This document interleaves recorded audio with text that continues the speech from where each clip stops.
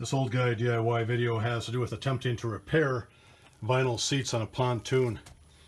So this hot chick that I dated about 30 years ago has a pontoon, and she asked me if I could repair it. So I know how to use a sewing machine, and these things are opened up quite a bit, so if I tried to sew it from the outside I think it would look like crap. So I'm going to pull out these little bolts that are holding the thing down, and I'm going to try to disassemble this seat, see what it looks like when you take the vinyl off of the padding, and see if I can repair it. There were only 4 of these little leg screws holding the seat to the boat itself, so that was easy. And it just took a 7/16 socket and they were out in a hurry. So looking at the underside of the seat, we just have a few of these big Phillips head screws that have to be removed to separate the back from the seat. So I'll do that now. There were only 4 screws holding the backrest to the rest of the seat. This is just stapled on, so it looks to me like it's going to be a pretty easy operation. My plan now is to remove the staples, slide the vinyl off just like a little kid taking a t-shirt off, then I'll flip the vinyl inside out. I'll repair the cut areas, put it back together, and see how it looks. The technique I used to remove the staples was just this needle nose. I went around and grabbed each one. That worked pretty well. So now I'm down to the wooden frame. I'm just going to peel this vinyl back and see what happens. Now this is what the seat structure looks like when you pull it apart.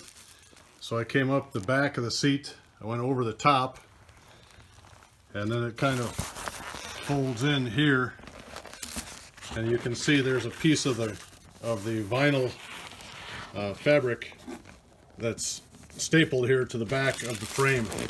So I'm going to take a Sharpie and draw a line here, then I'm going to remove those staples. I should be able to take this whole vinyl piece out. Well, I successfully got the seat cover off. I have access to the torn areas. Actually not torn, but the stitching broke out. So I have access to the areas that I needed access to. And tomorrow I should be able to repair this thing and make her really happy. As I prepare to sew this thing up, I pulled the 2 pieces together and I just stapled them so the thing won't fight me as I go through the sewing machine. And then this little end was sewn down over here. I pulled that out so I can start on this end. I'll try to run right down that seam that was there before. Then after I go through it once, I'll put this strip back on and go over it one more time. I'm prepared to put the seat back together now, and this plastic is torn up here, so I'm just going to take a black garbage bag, set it over the top, so we'll have plastic beneath the vinyl. Try to keep the water out of the foam. I laid the black garbage bag over the top, just held it in place with 3 little pieces of duct tape on each side. Now it's time to slip the vinyl cover back on. Well, I put the vinyl cover back on. These 2 areas were torn, that's where I did the sewing. And now, just have to come down here. When I disassembled this, I marked where the vinyl had come to. So I'll pull the vinyl back into that mark and staple and try to close this up. Now when I'm stapling the vinyl to the wood on the bottom, I start in the middle. I want that direction first.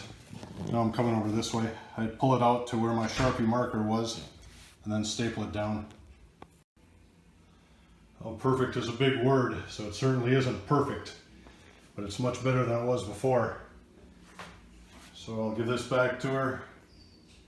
She can clean this up a little bit, and then I'll reinstall it. And this is what the seams look like after I'm done sewing. So she said she'll use some chlorine and Goo Gone to clean this up. It has some residue on it from tape that was put on there last fall. And the C for Crestliner had torn through, so I just sewed that up. And the goal was not perfection. The goal is to get another year or 2 out of a 30-year-old pontoon. So she said it's okay, we'll call it good.